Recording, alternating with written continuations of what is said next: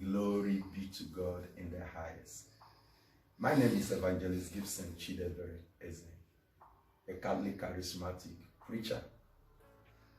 I know that you must have known me, you must have been following me, or in one way or the other, I've heard about the name.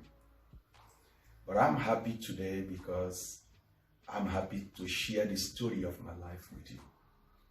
But before I do that, I would like you to know that there is this particular belief in the heart of many people. And that belief is simple, that great people are simply made.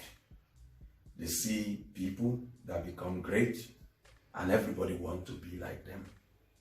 But the truth of the whole story is that great people are not made overnight. In short, there is no great man without a story. That's just the truth. No great man without a story. Every great man you see out there in the world, ministry, political world, in every area of life, whatever you do, there is always a story behind it. And many a times the story is so ugly that you don't even think this person should be the person that will be used. But somehow, God, the situation turned around and the person become a better person in life. So behind every great man, there is an ugly story that if you hear it, you wonder why this man is being used. So I'm happy today to be sharing the story of my conversion with you. The story of how God turned my life around. How situation turned for me. How I came to be who I am today by the mercy and kindness of God. In short, without God, there will not be any Evangelist Gibson Eze. Maybe because of my name, Chidebere, God who is merciful. For me to tell you the story of my conversion, I would first of all like to tell you about the story of my birth. My birth is such that it's so touching. My mom told me that immediately after my conception and delivery in the hospital, it took about 8 good months of serious sickness. Sickness from one place to another. And then, the sickness continued, that they went from one place to another, trying many means to get me to be okay. But sincerely, all the means they tried didn't work.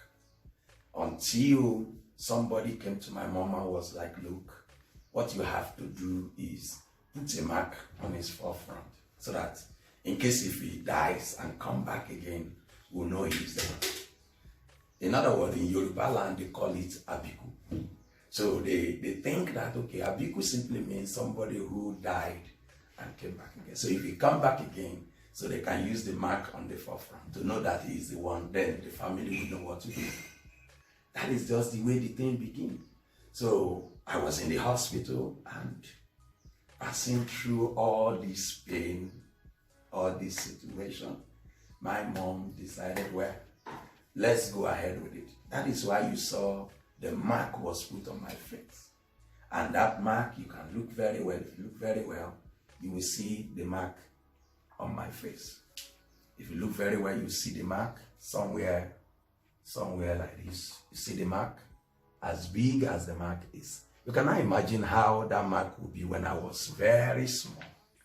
So they put the mark, and if you look at this side, there is no mark here. So there is nothing like they do the mark so that it can rhyme.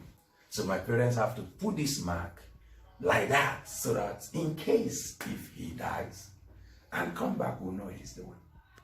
But surprisingly, I didn't die. My mom took one single decision, that she ran to the church and prayed at the altar of God. She asked the Lord, if you can keep him alive, then have him. If you can keep him alive, then have him. So my mom prayed and took that step of faith, moving me after about 8 months out of the general hospital in Ikeja, moved me out of the place and decided to go home with a conclusion: if he dies, he dies. If he lives, he lives.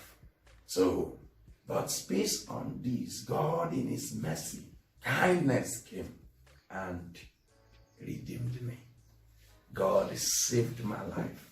No drug, nothing at all again. My mom just discovered I was becoming better and better and better. That was how I get over sickness.